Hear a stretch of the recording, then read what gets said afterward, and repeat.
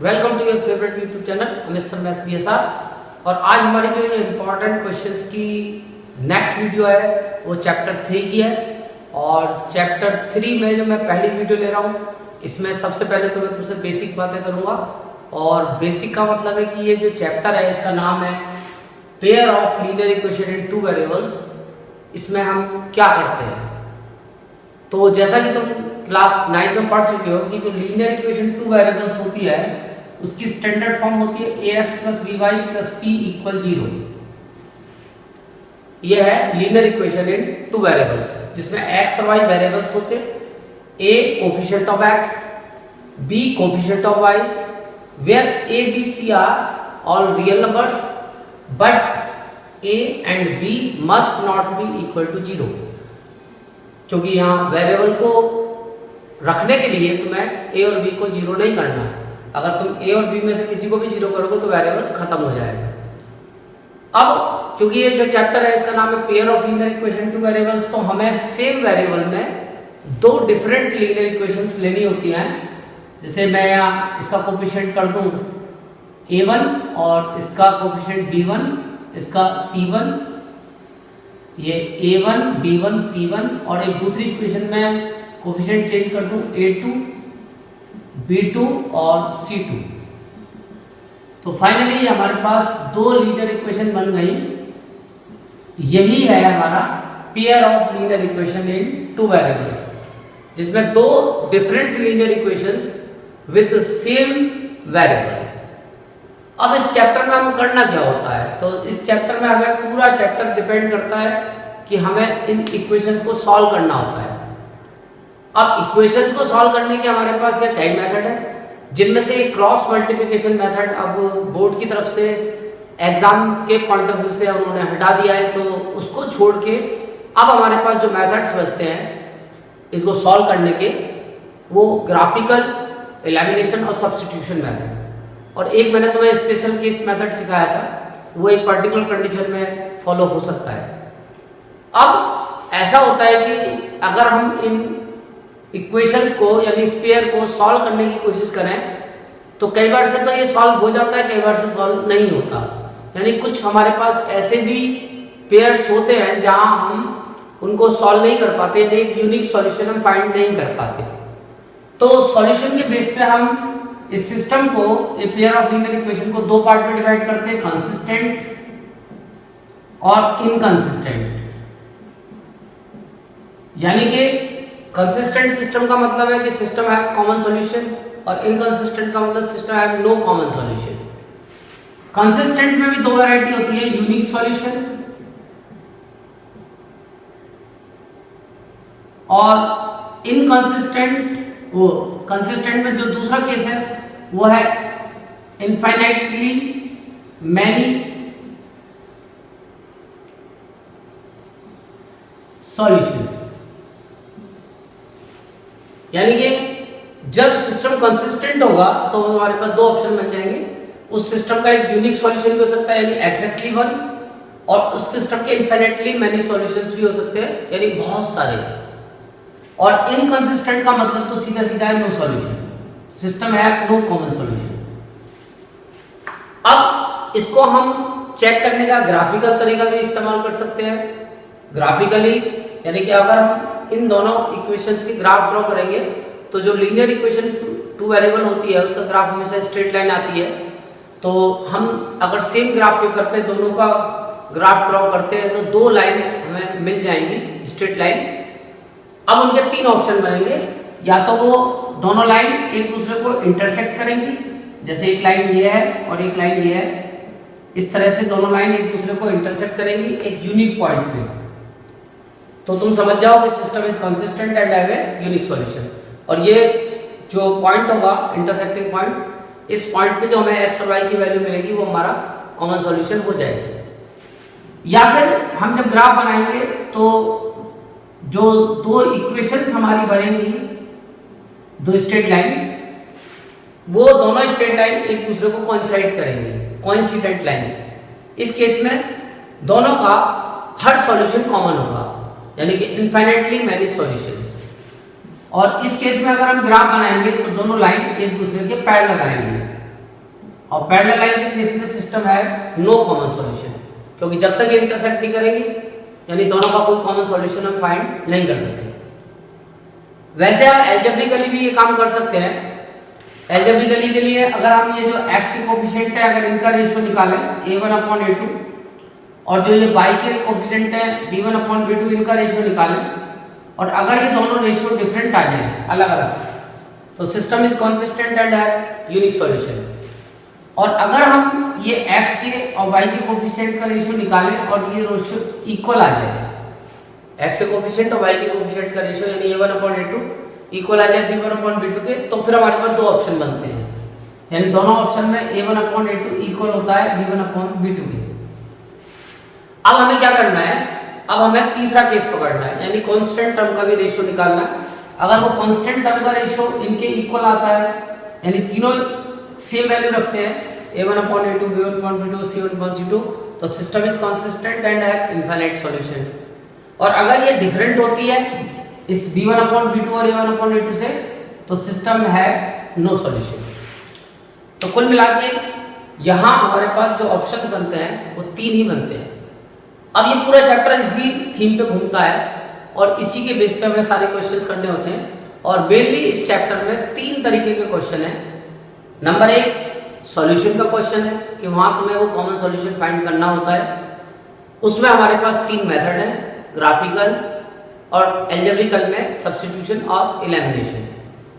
इसके अलावा एक हमारे पास क्वेश्चन इसमें कंडीशन बेस्ड होता है और उस क्वेश्चन के पिछले बोर्ड का रिकॉर्ड देखो तो हर पेपर में वो आया है और मुझे उम्मीद है वो अगली बार भी आएगा। तो वो कंडीशन बेस्ड क्वेश्चन कहलाता है। उसकी एक वीडियो मैंने डाल रखी है, उसमें जो कंडीशन के ऊपर है, सॉल्यूशंस के बाद की जो नेक्स्ट वीडियो है वर्ड प्रॉब्लम से पहले, वो कंडीशन बेस्ड क्वेश्चन की वीडियो है।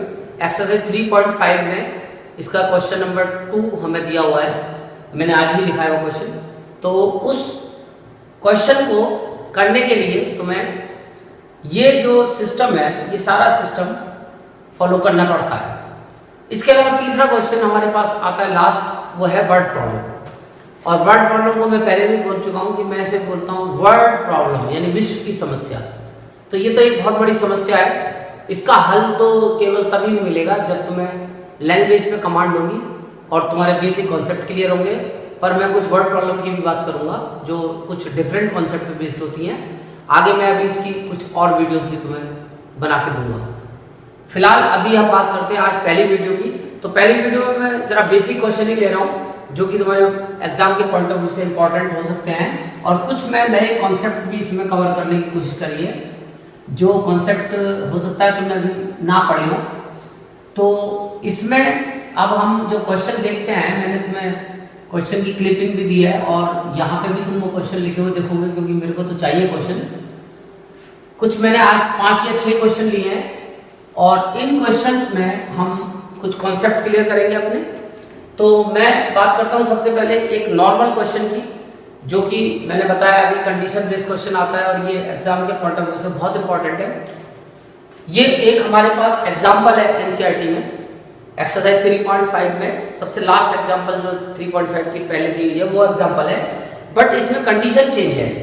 क्वेश्चन है कि फाइंड अ वैल्यू और आगे ब्रैकेट में एस लिखा हुआ है। इसका मतलब कि अगर वो वैल्यूज कर देगा तो इसका मतलब 2 वैल्यू निकालनी है, 2 से ज्यादा वैल्यू। लेकिन अगर वैल्यू कर देगा तो इसका मतलब एक ही वैल्यू निकालनी है। पर उसने कंफ्यूज कर दिया, एक वैल्यू भी हो सकती है, एक से ज्यादा भी हो सकती है। तो ये इसका मतलब होता है। अब हमें वैल्यूज निकालनी के की और कंडीशन दी है कि इक्वेशंस, दो हमें इक्वेशन दिए हैं, हैव इन नो सॉल्यूशन। और जो एग्जांपल है हमारी एनसीईआरटी में उसमें इनफाइनाइट सॉल्यूशंस है। तो दोनों की कंडीशन डिफरेंट है। तो ये एक नया क्वेश्चन बन गया तुम्हारे लिए और इसके आने के चांस बहुत ज्यादा है और ये बोर्ड में आ भी चुका है। तो हम इसमें जो कंडीशन बेस्ड क्वेश्चन बोलते हैं, हम जो कंडीशन हमें दी होती है उसके हिसाब से चलते हैं। तो जब हम इसका सॉल्यूशन करेंगे, सॉल्यूशन ऑफ क्वेश्चन नंबर 6, तो हमें जो कंडीशन दी है सिस्टम है नो सॉल्यूशन। नो सॉल्यूशन की कंडीशन हमें दी है और नो सॉल्यूशन की कंडीशन होती है a1/a2 इक्वल b1/b2 और नॉट इक्वल c1/c2। ये हमारी कंडीशन हमें यूज करनी पड़ती है क्योंकि वो हमें कंडीशन फिक्स दे रहा है। कि हमें उसी कंडीशन के लिए k बताना है।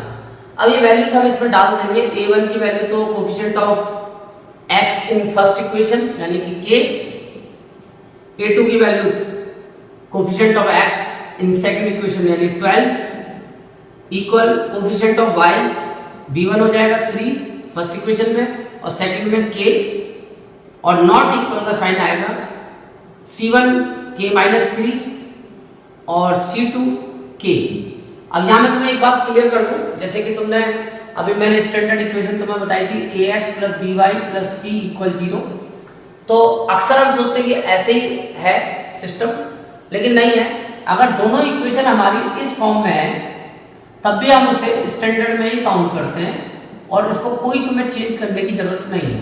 यानी दोनों इक्वेशन एक ही फॉर्म में होनी चाहिए, या तो कांस्टेंट टर्म दोनों में ही LHS पे होगी या दोनों में कांस्टेंट टर्म RHS पे होगी, तो दोनों ही वैलिड है। तो इसलिए इसको कोई तुम्हें चेंज करने की जरूरत नहीं है और ना तुम्हारे आंसर पे कोई इफेक्ट पड़ेगा और ये एक स्टैंडर्ड सिस्टम ही कहलाएगा।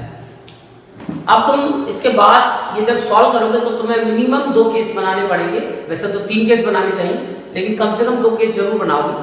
और पहला केस तुम ले लोगे इसमें, फर्स्ट केस जो पहले वाले ये रेशो है इनको इक्वल कर लोगे, k/12 = 3/k। इसको क्रॉस मल्टीप्लाई करोगे तो k² 36 और k की वैल्यू आएगी ±6, यानी 2 आंसर आए। k +6 भी हो सकता है, k -6 भी हो सकता है। अब इसके बाद तुम्हें दूसरा केस भी फॉलो करना पड़ेगा, चाहे वो इधर वाला फॉलो करो या इन फर्स्ट और लास्ट को लो। तो सेकंड केस तुम्हें बनाना पड़ेगा, यानी कि 3/k is not equal to k - 3/k। बहुत से लोग क्या करते हैं, k से k को कैंसिल कर देते हैं, और जबकि ये बहुत ही मैथमेटिकल कॉन्सेप्ट, हमारा घटिया कॉन्सेप्ट है कि अगर हम k से k को कैंसिल करते हैं इसका नाम हमारी मैथमेटिक्स स्टंप है। क्योंकि जिस चीज को हमें फाइंड करना है उस चीज को हम कभी डिवाइड में कैंसिल नहीं कर सकते। यानी हमें k फाइंड करना है तो k को नहीं कर सकते। हाँ, अगर यहाँ ak और यहाँ abk होता तो a से a कैंसिल कर सकते थे, क्योंकि ये हमारे लिए फिर कांस्टेंट टर्म का काम करेगा। तो कांस्टेंट को तो डिवाइड करके हटा सकते हैं, लेकिन वेरिएबल को नहीं हटा सकते जिस वेरिएबल को हमें फाइंड करना है। तो हम कभी भी k से k को कैंसिल नहीं करेंगे। इसको क्रॉस मल्टीप्लाई करेंगे तो k की k से करेंगे k² - 3k और नॉट इक्वल का साइन चलेगा 3k। अब ये प्लस का इधर आके माइनस हो जाएगा तो k² - 6k, क्योंकि प्लस का माइनस हो गया, इज नॉट इक्वल टू 0। अब इसके बाद तुम्हारे पास ऑप्शन है कि तुम फैक्टराइज करके इसे सॉल्व कर सकते हो। तो k कॉमन ले लो, k - 6 नॉट इक्वल टू 0। तो अब इसके बाद में जो हमारी कहानी बनती है, 2 केस हमारे पास बनते हैं। First case k is not equal to 0 और सेकंड केस हम इस वाले फैक्टर को कंडीशन में फिट करेंगे, k - 6 is not equal to 0। तो इससे आएगा k is not equal to 6। तो ये हमारा सेकंड केस बना और इसमें भी हमें k की 2 कंडीशंस मिल गई। पहला केस मिलता है k +6 - 6 हो सकता है, और दूसरा केस मिलता है कि k 0 नहीं हो सकता और +6 नहीं हो सकता। तो इसका वाला +6 को तो उसने मना कर दिया, तो इसका वाला k = -6। तो यहाँ लिख देंगे from first and second, final answer आएगा k = -6। तो k अगर हम -6 रखते हैं तो इसका वाला सिस्टम है नो सॉल्यूशन। तो अब तुम रख के देख सकते हो इस इक्वेशन में k की जगह -6 जो सिस्टम बनेगा उसको चेक करोगे तो वो नो सॉल्यूशन आएगा। तो ये एक बहुत ही इंपॉर्टेंट कॉन्सेप्ट है और इसको तुम्हें कवर करना पड़ेगा। और इसी का एक क्वेश्चन और है जो एक्सरसाइज 3.5 में दिया हुआ है, क्वेश्चन नंबर 2। इसका भी मैं एक तुम्हें एक्स्ट्रा क्वेश्चन करा रहा हूं, और ये केवल मैं इसलिए करा रहा हूं कि बाई चांस अगर तुमने नहीं रिवाइज किया है तो जिससे तुम इसे रिवाइज कर लो, क्योंकि इसके एग्जाम में तो आने के 100% के ऊपर के चांस हैं। एक तो होता है 100% और एक होता है 101%। तो ये 101% तुम्हारे एग्जाम में आएगा, नोट कर लेना। और इसमें भी हमें कंडीशन दी है इनफाइनाइटली मैनी सॉल्यूशंस, और 2 इक्वेशन दिए। तो इसका जब तुम सॉल्यूशन करोगे तो कंडीशन तुम्हारे पास है कि system have infinitely many solution, infinitely many solution.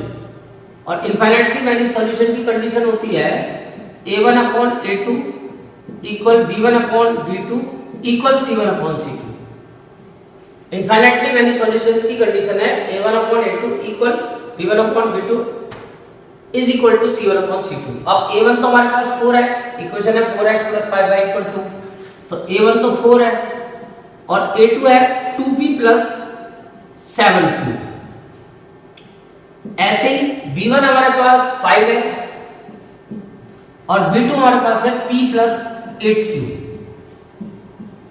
ऐसे ही c1 हमारे पास 2 है और c2 हमारे पास है 2q minus p plus 1।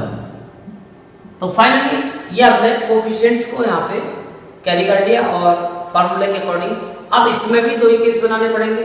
First case में पहले दो ले लो, ये दोनों ले लो फर्स्ट केस में और इनको क्रॉस मल्टीप्लाई कर लो। फर्स्ट केस मैं यहाँ डायरेक्ट कर देता हूँ, तुम बाद में कर लेना।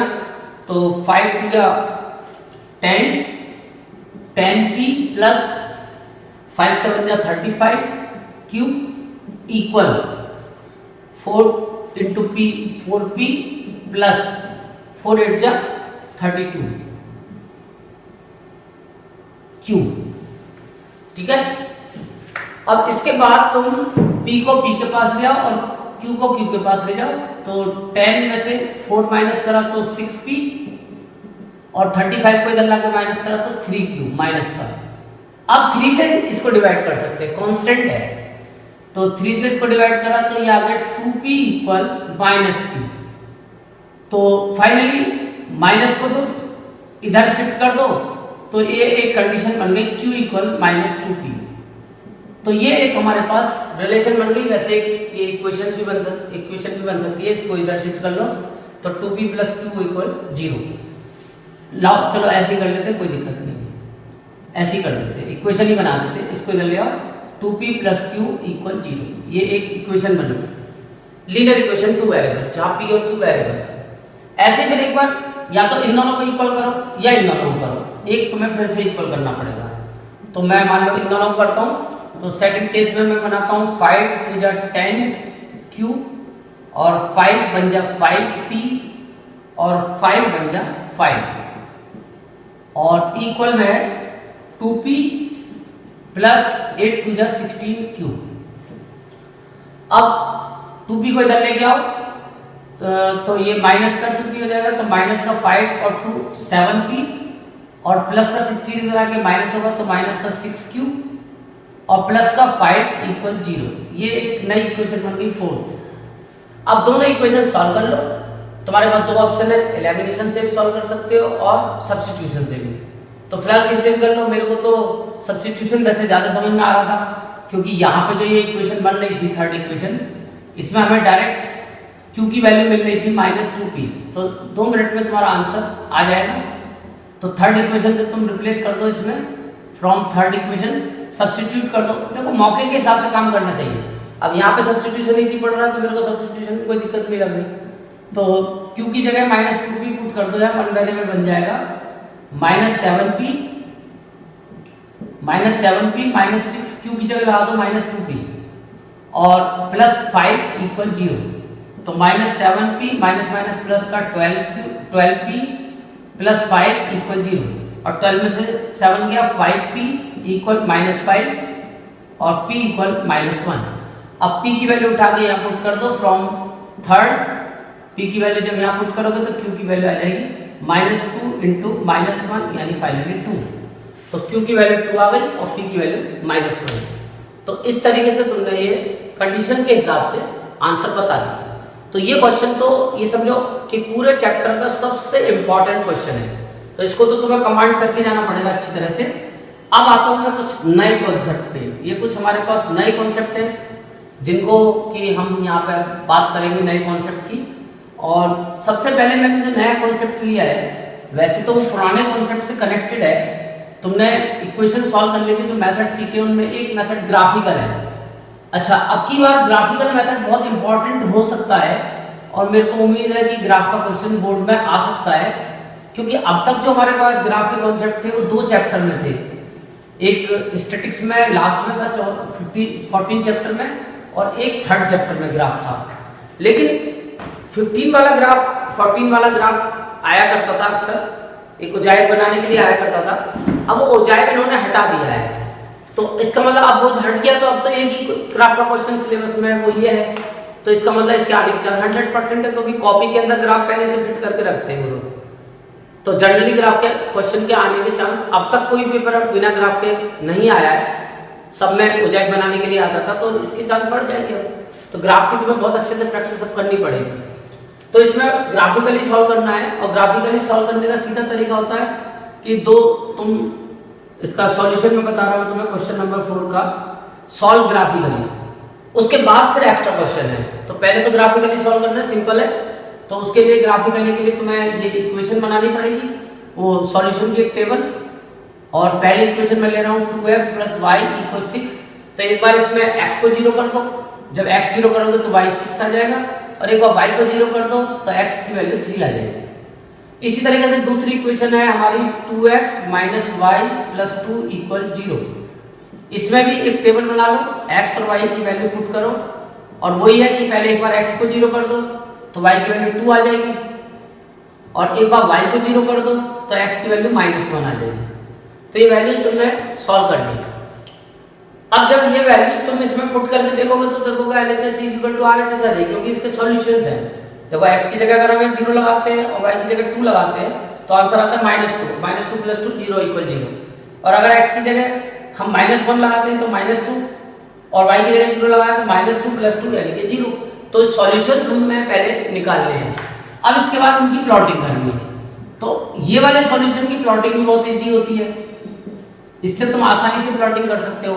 पहला प्लॉटिंग x0 y 6, तो x तो 0 है, केवल y की वैल्यू तुम्हें काउंट करनी है 6, 1 2 3 4 5 6, तो ये पॉइंट हो गया 0 6। फिर तुम्हारा दूसरा पॉइंट है 3 0, तो x3 गिनना पहले 1 2 3, और y 0 यही रहेंगे, यानी x एक्सिस पे y की वैल्यू 0 होती है, y एक्सिस पे x की वैल्यू 0 होती है। अब इन दोनों पॉइंट्स को तुरंत मिला देना बिना अगले वाले का वेट करे। ये तुमने मिला दिया, ये तुम्हारी स्ट्रेट लाइन बन गई पहले वाली 2x - y + 2 = 0। अब दूसरे वाले पे जाओ, x0 y2 1 2, ये हो गया x0 y2, और दूसरा है -1 0, तो -1 इधर होगा, -1 और 0, तो इसको मिला दो, ये तुरंत तुम्हारी दूसरी इक्वेशन बन गई।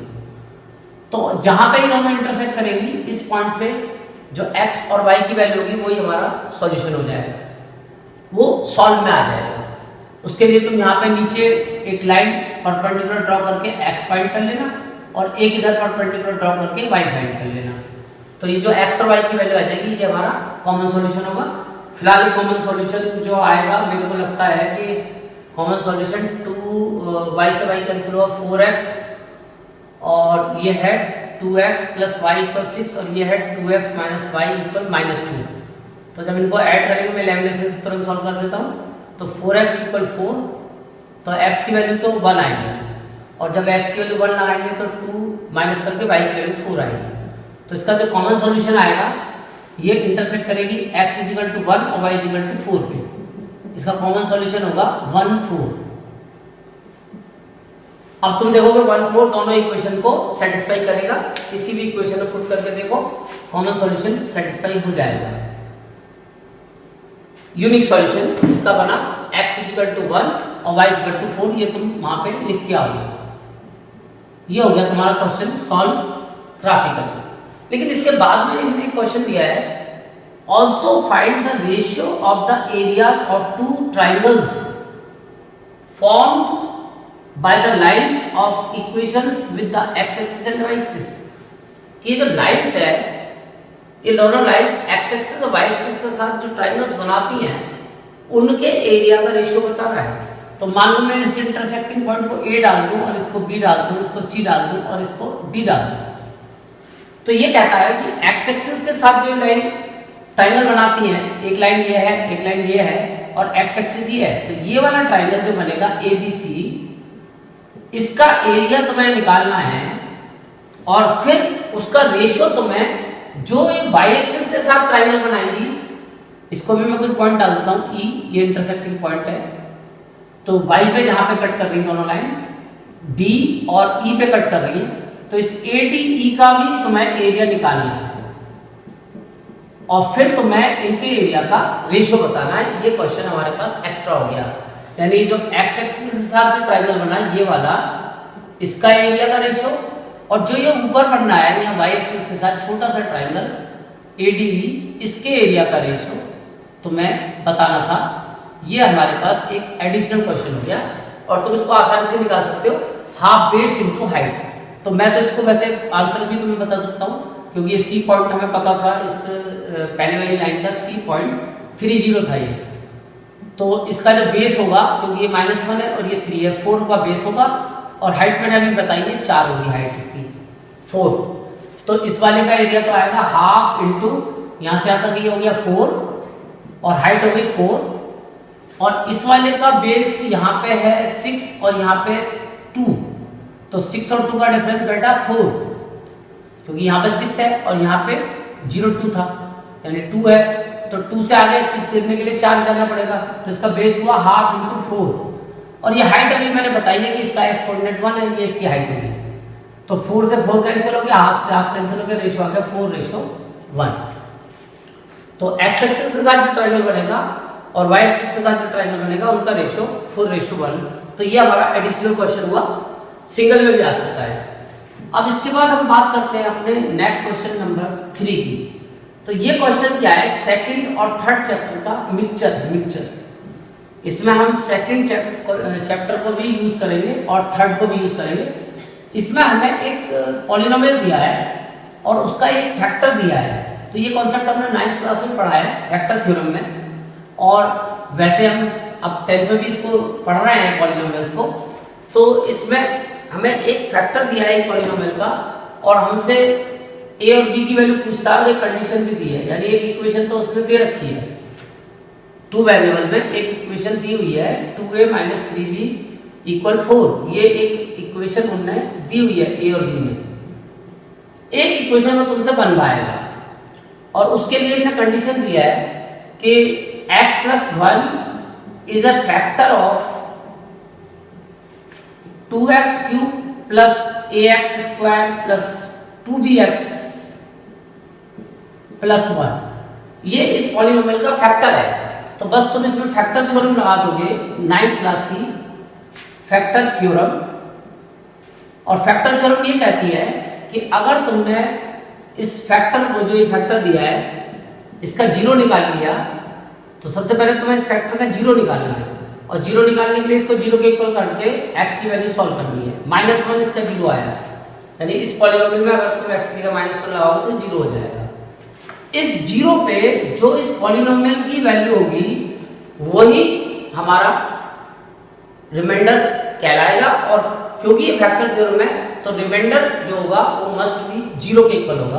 तो जब तुम यहाँ x की वैल्यू -1 पुट करके रिमाइंडर निकालोगे, जहां जहां x आ रहा है वहां तुम्हें -1 लगाना है और रिमाइंडर को सॉल्व करना है, और इक्वल में 0 रखोगे, क्योंकि फैक्टर थ्योरम है और ये फैक्टर है, तो रिमाइंडर मस्ट बी 0। ये तो रिमाइंडर हुआ LHS, और RHS में तुम्हें अपने आप 0 रखना पड़ेगा, क्योंकि रिमाइंडर मस्ट बी 0।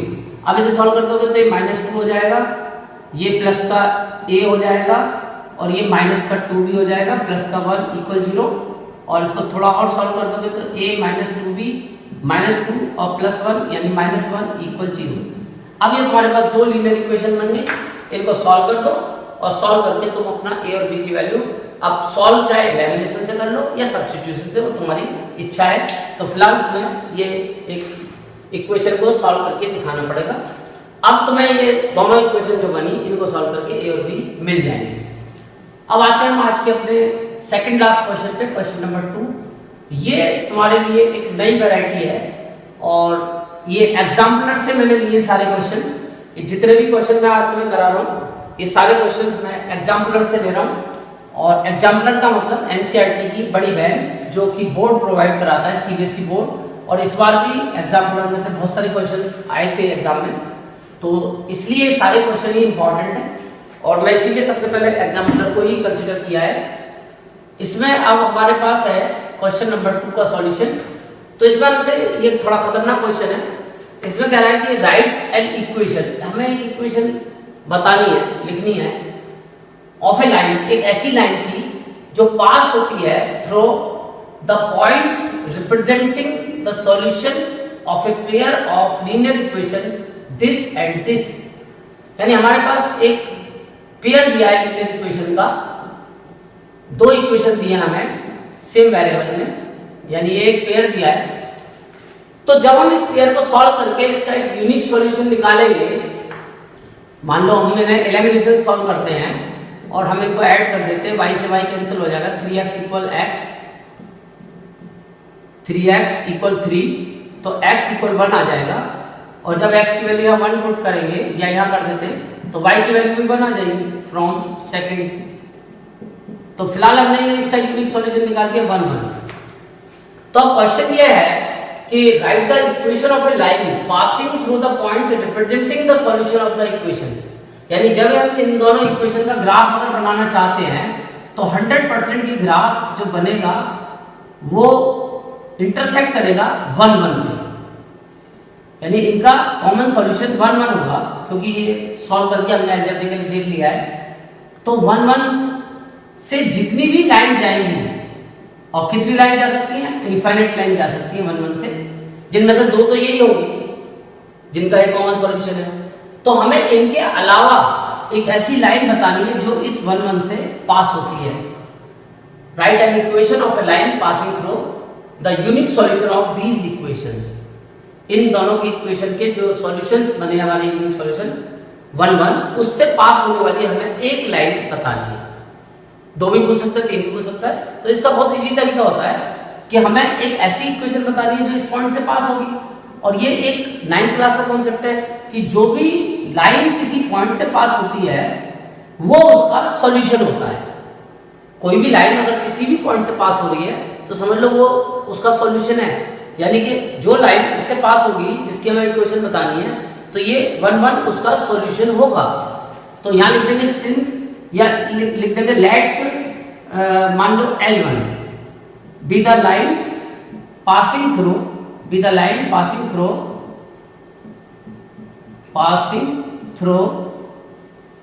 1 1। मान लो कि L वो लाइन है जो 1 1 से पास हो रही है, तो इसका मतलब 1 1 या x = 1 पूरा लिख के दिखा दो, x = 1 and y = 1 is a solution of equation of line representing by L1। यानी L1 जिस इक्वेशन की लाइन का रिप्रेजेंटेशन है, क्योंकि L1 तो ये है जिसका ये ग्राफ है। अब ये L1 जिस इक्वेशन की लाइन है उस इक्वेशन का ये सॉल्यूशन है। तो अब तुम्हें ऐसी इक्वेशन सोचनी जिसका सॉल्यूशन बनाना, यानी उसमें x1 और y1 पुट करो तो वेरीफाई हो जाए। तो वैसे इसमें भी करोगे ये भी हो जाएगी, इसमें करोगे ये भी हो जाएगी, बट हमें इनके अलावा कोई पता नहीं है। तो बहुत सारी इक्वेशंस ऐसी हो सकती हैं जो 1 1 का सॉल्यूशन रखती हैं। और इसका तरीका बहुत इजी होता है कि तुम कोई भी x और y में कनेक्शन बना दो, कोई भी कनेक्शन, जैसे तुम बना दो x + 2y। अब इजिकल टू में क्या लिखोगे, तो जो x और y की वैल्यू तुम्हें यहाँ पुट करनी है उसको सॉल्व करके जो आएगा वो लिख दो। तो तुम x की जगह 1 लिखोगे, y की जगह 1 लिखोगे, तो 1 + 2 यानी 3 आ जाएगा। तो इस इक्वेशन का सॉल्यूशन 1 1 होगा। ऐसे और भी इक्वेशन लगा सकते हैं हम, x - y = 0। देख लो यहाँ पे अगर x की जगह y की जगह 1 लगाओगे तो 0 आ जाएगा, 1 - 1 0। तो इस तरह से तुम ये इक्वेशन सोच सकते हो। तो ये क्वेश्चन उसमें भी है, 9th क्लास में भी था, उसमें एक इक्वेशन पूछी थी एक पॉइंट से जाने वाली। तो वो ये वही क्वेश्चन है और वहां पे भी हम ऐसे ही सोचते थे। और अगर ये पेयर पूछता तो हम 2 बता देते। तो फिलहाल ये मैंने पेयर बता दिया, 2 इक्वेशन बता दी। तो ऐसे हजारों इक्वेशन, और फिर लास्ट में ये पूछ रहा how many such lines can be find, तो इसका आंसर होगा इनफिनिटली। हम ऐसी हजारों लाइन बता सकते हैं जो इस पॉइंट से पास होगी। अच्छा, अब मैं आज का एक अपना लास्ट क्वेश्चन लूंगा और इस लास्ट क्वेश्चन में मैं फिर एक डिस्कशन करूंगा तुम्हारे साथ कंडीशन के बेस पे, क्योंकि इसके बेस पे भी एक क्वेश्चन हमारी एनसीईआरटी में दिया हुआ है। सेकंड एक्सरसाइज में एक क्वेश्चन है हमारे पास, वो कंडीशन के बेस पे, बल्कि स्टार्टिंग के 3 क्वेश्चन है और बीच में एक क्वेश्चन है लास्ट में जाके। तो इस क्वेश्चन में कहता है N equation of a pair, एक पेयर की जो इक्वेशन है वो तो हमें दे रखी है, -2x + 5y = 10। अब इस पेयर को कंप्लीट करना है। ये पहली इक्वेशन है और दूसरी इक्वेशन हमें लिखनी है, लेकिन कंडीशन वो तुम्हें देगा डिपेंडेंट पेयर कह रहा है वो। डिपेंडेंट पेयर क्या होता है? इनफाइनाइट का दूसरा नाम होता है। यानी डिपेंडेंट पेयर बोलता है तो इसका मतलब इनफाइनाइटली मैनी सॉल्यूशंस की कंडीशन फिट होनी चाहिए। तो अब इनफाइनाइट के लिए कंडीशन बनानी है और कोई इक्वेशन इसके लिए लिखनी है कि जिससे इनफाइनाइट बन जाए। अगर मान लो हम डिपेंडेंट देखना चाहते हैं, डिपेंडेंट का मतलब इनफाइनाइटली मैनी सॉल्यूशन। तो अगर हम इनफाइनाइटली मैनी सॉल्यूशन यानी डिपेंडेंट देखना चाहते हैं तो फिर उसके लिए इसे किसी कांस्टेंट नंबर से मल्टीप्लाई कर दो। जैसे 3 से कर दो, 3 × 2 = 6 और 3 × 5 = 15 और 3 × 10 = 30। तो अब देखो कि ये डिपेंडेंट ही रहेगा, यानी इनफाइनाइट मैनी सॉल्यूशन। इसकी 1/3 आएगी, इसकी भी 1/3 आएगी, इसकी भी 1/3 आएगी। यानी ये एक डिपेंडेंट सिस्टम है, इनफाइनाइटली मैनी सॉल्यूशन की कंडीशन फाइंड करता है। अगर वो कहता है यूनिक सॉल्यूशन, अगर यूनिक सॉल्यूशन बोलता है तो फिर तुम्हें क्या करना होता है उसके साथ, मैं तुम्हें एडिशनल बता रहा हूं क्योंकि यूनिक का भी आ सकता है। मान लो यूनिक सॉल्यूशन इसके लिए ढूंढवाता है तो तुम्हें क्या करना है? केवल x और y में से किसी एक का साइन चेंज करना है।